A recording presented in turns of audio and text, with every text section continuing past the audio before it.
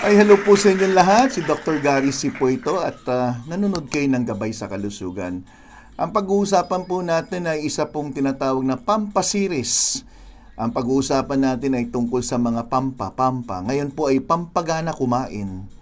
Meron po mga tao na nawalan ng ganang kumain sa ano-ano mang dahilan. So bibigyan ko kayo ng mga paraan para may balik yung inyong appetite.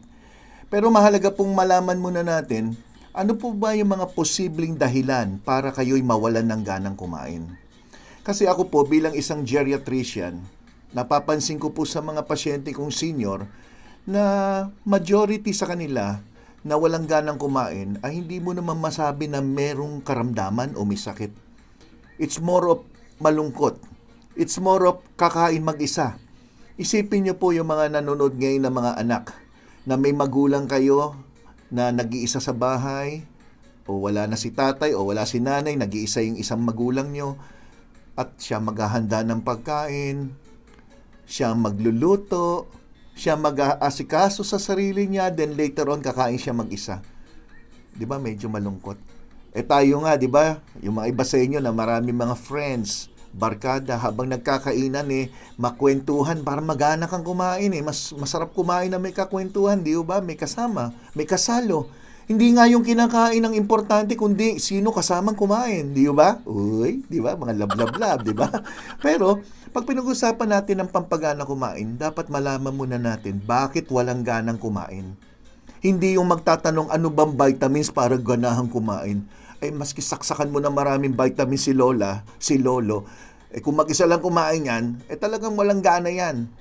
Okay, ngayon, alamin natin kung medical reason ba kung bakit wala siyang appetite or because of loneliness lang, wala lang companion. Tingnan natin. Okay. Ngayon, normal po sa isang tao na nawawalan ng gana paminsan-minsan. Siyempre, kung you're not feeling well, o kaya may sama ka ng loob, may nakaaway ka, minsan wala ka naman gana kumain talaga Lalo na kung meron kang mga trangkaso o yung tinatawag na acute illness. Ang tawag dyan, temporary lang na walang ganang kumain. Once na gumaling na yung pakiramdam nyo, di ayos na, di ba? Pero ang masama, kung persistent na yung inyong kawalan ng ganang kumain, baka may seryosong medical reason na dapat natin pansinin. Baka merong medical or mental health condition na nagbibigay sa inyo ng walang ganang kumain. Ngayon, mahalaga malaman ano yung mga medical conditions na pwede mag-cause ng loss of appetite. Kasi kung medical conditions to, ayusin yung medical condition, maaaring bumalik na yung ganang kumain. Sino ba maganang kumain kung sumasakit ang sikmura o nagkakaroon ng GERD? Nag-heartburn ka, ikaw ba gaganahan ka kumain? Natural, hindi di ba? Pero alam niyo po ba sa aging, yung aging alone, yung pagtanda, ay pwedeng dahilan para magbago yung appetite ng isang tao.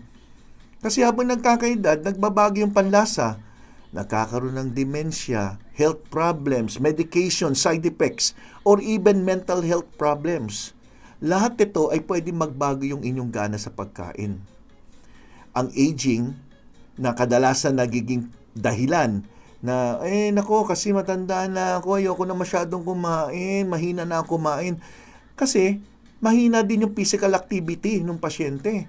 So, kung ang isang senior walang ganang kumain, tatanungin mo, si nanay ba, ano bang ginagawa sa araw-araw? Ito, pagising ng almusal, higa lang. Tatayo yan para tanghalian, susubo lang ng 2-3 subo. Upo na doon sa silya niya, tutumba-tumba na, patumba-tumba. So, lahat ito, yung kababaan ng physical activity niya, konti lang ang kailangan niyang calorie sa katawan. Kasi yung calorie, ginagamit mong energy. So, kung nagkikilos ka ng kilos, mas mabilis kang magutom, mas meron kang appetite kumain. Bukod dito, ang anemia, yung mga may edad o maski bata pa, napansin mababa ang red blood cell, mababa hemoglobin. Kadalasan ng mga pasyenteng may iron deficiency anemia o kakulangan lang ng mineral na tinatawag na iron ay walang ganang kumain at may kasama pagbaba ng timbang. Na yan dalawang yan ay halos senyales na may anemia ang isang tao, lalo na kung dumadaing ng palaging napapagod.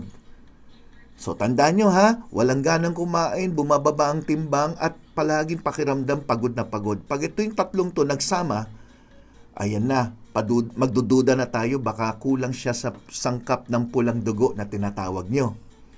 Ano pang ibang seryosong problema? Isa rin pwedeng paghinalaan agad ng doktor. Pag sinabing, Dok, walang ganang kumain si nanay, si tatay. Isang pagdududahan dyan, pwedeng cancer. Kasi ang appetite loss ay common yan sa mga pasyente may cancer.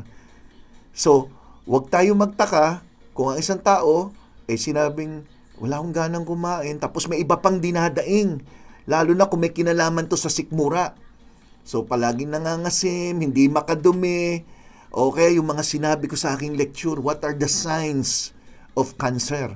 Pagbabago ng kulay ng balat, may mga nunal na lumalaki, nagbago yung pag-ihi, yung mga ganyan. Balikan niyo po yung lecture ko na signs of cancer. Importante yan. Ang cancer, bukod dun sa, meron ka ng cancer na nagbibigay sa inyo ng loss of appetite, posible din na yung mismong gamutan para sa cancer ay magbigay din sa inyo ng panandalian loss of appetite. Yung mismong gamutan. So, importante yan. Ngayon, magtataka rin kayo, bakit ang isang pasyente na mataas ang asukal sa dugo o may diabetes, posible rin na hindi mabilis magutom. So, yung mga taong may diabetes na feeling nila hindi sila nagugutom for whatever reason, isa rin yan, nawawala din sila ng appetite. Sometimes, yung mga diabetes, nagkakaroon ka ng condition na yung pagkain, hindi nyo kagad na ilalabas, hindi nyo na idudumi. So, yan ang isa sa dahilan kung bakit wala kang ganang kumain. Ang bagal-bagal mo parang tunawin o ilabas yung inyong kinain.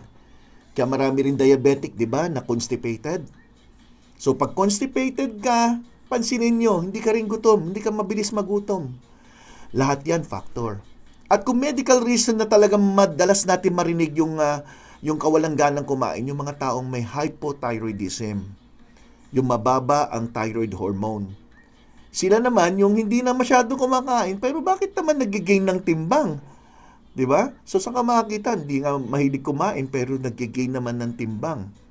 Despite fewer calories lang ang kanilang nagagamit, pero nag-gain ng timbang. Infeksyon, pwede rin po mga infeksyon. Infeksyon kadalasan sa sikmura, walang appetite. Ang halimbawa ko kanina, yung GERD. So yung mga may acid reflux, hyperacidity, yung may indigestion, palaging bloated ang pakiramdam, yung mga may ubos sipon, may trangkaso, mga infeksyon, lahat ito ay pwede magkaroon sa inyo ng pagbabago sa panlasa at walang ganang kumain. Lahat ng klaseng infeksyon, lalo na yung mga viral infeksyon. Pero ang kagandahan naman sa infeksyon, once na na-control mo na yung infeksyon, nagamot nyo na, nabigyan na kayo ng tamang antibiotics, pag ito'y na-control, balik na kagad yung inyong appetite ora-orada. Mabilis na mag-improve. Then what else? Common, isa pang napapabayaan lang natin, nakakaligtaan. Ano po ba mga medication na iniinom nyo? Kasi may mga medication pala na maintenance o medication na iniinom na mag-cause din sa inyo ng pagbaba ng inyong ganang kumain. Isang halimbawa dyan ay yung mga sleeping pills, yung mga gusto makatulog, antibiotics, may uri ng antibiotics na mawalan ka ng ganang kumain, mga blood pressure medication, diuretics o pampaihi, anabolic steroids, yung painkillers, yan, common sa mga senior. Umiinom ng mga Celecoxib, Naproxen, at iba-iba pa. Maaring magkaroon kayo ng kawalan ng ganang kumain. At hindi lang yon, may mga medication na magbibigay din ng parang pakiramdam na duduwal at nangihina, kaya wala ka rin ganang kumain. So kung tutusin yun, dami, di ba? Yung ordinary lang na sakit. Ordinary lang na sakit. Ano ba yung sinasabi ko sakit? Masakit ngipin. Nandyan na yung masakit yung likod. May migraine, may stomach pain. Lahat itong uri ng sakit na to, mawalan ka rin ng ganang kumain. Kaya nga pala ko sinasabi, mula kanina, alamin yung dahilan ng problema bago malaman yung solusyon. Dahil may ibang tao walang sakit, lalo na mga babae, during pregnancy. May mga babae po during pregnancy, lalo na sa first 3 months, napansin nila yung wala silang ganang kumain dahil may pakiramdam na naduduwal. Hindi naman sakit ang pagbubuntis, di ba? So, yung early stage ng pregnancy, may iba dyan, abay, nangangayayat ka, iha. Kailangan kumain ka ng maayos. Wala akong ganang kumain, Dok, kasi naduduwal ako every time kumain ako. So, yun din, nawawalan ng ganang kumain. Stomach issues, yung mga kilalang digestive condition like irritable bowel syndrome, Yung kada kain na lang kumukulot yan, punta ng CR. Crohn's disease. Ito yung mga conditions at yan na nawawalan din ng ganang kumain ang isang pasyente. So kung tutusin nyo, ang dami-dami kong binanggit na mga posible palang dahilan. Ang alam nyo lang, walang ganang kumain, anong vitamins? Mali, di ba? Mali, di ba? Kasi alam mo yung dahilan eh. Ngayon, bukod sa sinabi ko na puros mga medical reason, meron din tinatawag na mental health reasons or conditions na nagkukos ng loss of appetite. Dito pumapasok kadalasan ng mga pasyente ko, mga senior, napansin ko. Ano yung mga mental health condition? Number 1, kung gusto mo ma-improve ang inyong appetite, improve mo rin yung psychological well-being. Psychological well-being, yung mismong inyong, paano ba yung psychological well-being? Yung positive, yung attitude, yung wala kang mga iniisip na negativity, wala mga bullshit sa buhay, importante. At ang anxiety ang number 1. Some people with anxiety, overwhelmed sila sa kakaisip ng mga kung ano na mangyayari. Sa kaka-worry nila, wala na silang desire na kumain. Depression, masyadong malungkot, down na down. Individuals with clinical depression, wala ring interest sa lahat ng bagay, hindi lang pagkain. Sa lahat ng bagay, ayaw makipaghalubilo, ayaw makipag-usap sa mga kaibigan niya dati, ayaw lumabas ng bahay, lagi na lang nagkukulong, pati gana kumain, natural mawawala. Dahil dito, yung lack of energy nila, ayaw na nila maghanda ng pagkain, at wala na silang ka-interest kumain. So ito ay isang kondisyon na pwedeng ayusin. Dali lang sa psychiatrist, mabigyan lang na rapat na gamot para lang makontrol yung hormonal or chemical imbalance sa kanyang brain. Hindi niya gusto yan na maging malungkot siya. Iba yung naghiwalay magsyota, sandali lang yung lungkot niyan. Pag nakakita na ng bago yan, ayos na, di ba? Pero ito yung mga depression na months, years, hindi ito yung isang araw, 2 araw lang. Yan yung depression. You're talking about long period of time. Stress. Lahat tayo maraming stress sa buhay. May stress na lalo kang gumaganang kumain, may stress naman na ayaw mong kumain. Para sa akin, parehong masama. Kung masumobra naman ang kain mo, masama rin. Kung kulang naman o hindi ka kumakain, masama rin. Yung ating body physical response to stress, yung nasusupress yung appetite, pero iba naman overeating. So, if you want to control all of this, dapat control nyo, hindi lang yung sakit, control nyo yung mental health, masayahin, may support ng family is important. Hindi naman yung doktor ang kasama sa bahay kumain eh. So, yung doktor mag-guide sa inyo pagdating sa mga medical concern, pero pagdating dun sa mga family dynamics, yung sinong kasama sa bahay, minsan kasama lang yung apo kumain, magana na kumain si lolo, si lola, di ba? So, kayo po ang maghahanap nun. If you lost your appetite for a few days, remember, walang problema yan. Pero pag medyo matagal-tagal na, mag-worry na tayo dahil maapektuhan na po yung inyong kalusugan. Remember, if it lasts more than a few days or if it's accompanied with other symptoms like fatigue, pain, vomiting, mas maganda niyan, kontakin nyo na yung doktor nyo. Pumunta ka sa doktor, magpa-check up na kayo, ha? Tandaan nyo, ha? Basta matagal na tol, lumampas na tayo ng mga, lagay na lang natin hanggang 5 araw. Walang appetite, bakit? Baka may problema lang. Masaya na, may appetite na. Okay na yan, walang problema yan.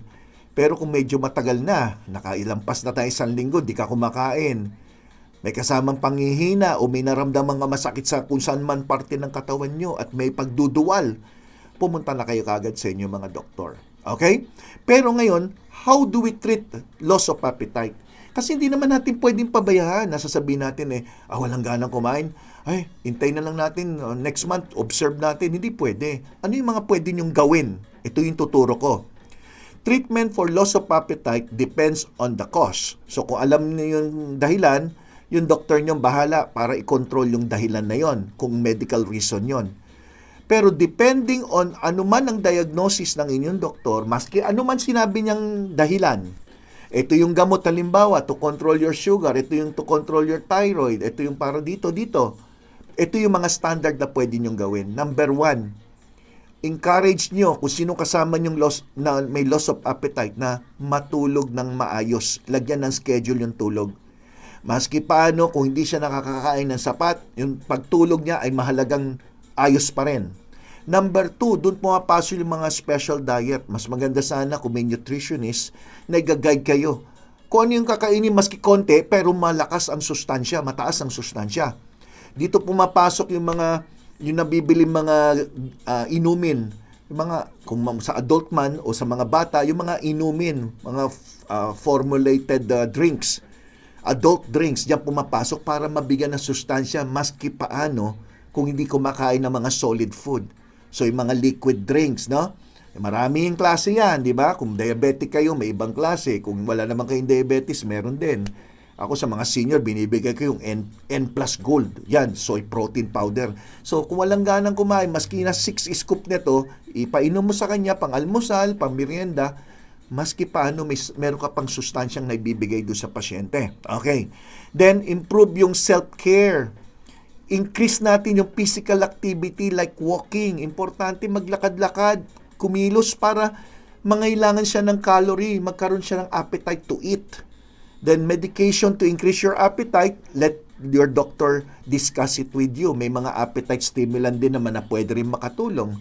But kung hindi mo ma-solve yung reason ng problema, baka useless din yan. Then, talk to a therapist. Talk therapy is very important. Gag-guide kayo ng therapist kung ano yung mga dapat, ng mga psychological, emotional, and anxiety, stress ninyo mabawasan para manumbalik kayo sa normal na may ganang kumain. Okay po ba? So sa mga hindi pa nakasubscribe, huwag kalimutan, Gabay sa Kalusugan, Dr. Gary C. Subscribe. Thumbs up nyo pag nagustuhan nyo po yung aking lecture at mag-iHeart GSK dyan sa ibaba sa comment section as a sign of your love and support dito sa aking channel. Okay? So maraming salamat po sa lahat ng nanood. Ako po si Dr. Gary C., ang inyong Gabay sa Kalusugan. Bye-bye!